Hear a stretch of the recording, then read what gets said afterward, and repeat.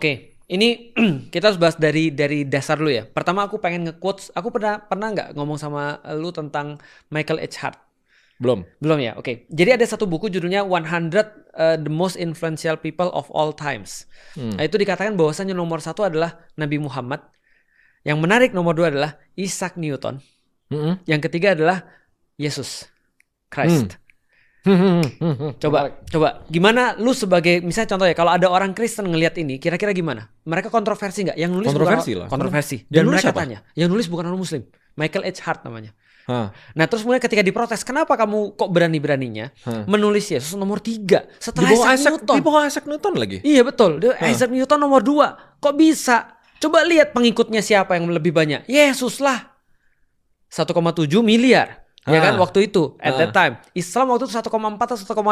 Pokoknya dikit ya berarti. Terpaut lebih dikit. Sampai sekarang pun lebih dikit sebagai Muslim dibandingkan dengan Kristen kan ya. Walaupun 2050 katanya equal dari segi jumlah. Tapi yang jelas adalah luar biasa Michael H. Hart memberikan 2 alasan. Pertama dia bilang Muhammad unlike Jesus.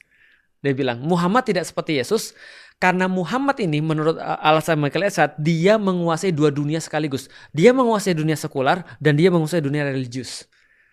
Oke, gue ingat ini salah satu pembicaranya. Betul. Itu yang pertama tuh. Yang kedua dia bilang Muhammad ini kalau kita lihat setelah dia wafat, maka seluruh penyebaran Islam sebesar dan semasif itu dipengaruhi oleh satu orang, maka dia bilang nggak diragukan lagi ini orang paling influential.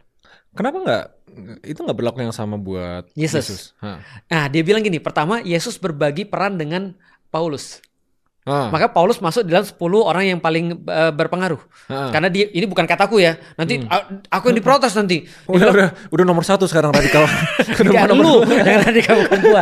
Jadi gini ya. Jadi dia bilang Yesus berbagi peran dengan Paulus dalam kemudian agama Kristen. Karena Paulus sendiri akan memberikan dasar-dasar juga di dalam agama Kristen. Jadi Yesus berbagi. Itu yang pertama. Yang kedua dia bilang Yesus tidak didengarkan dalam urusan sekuler.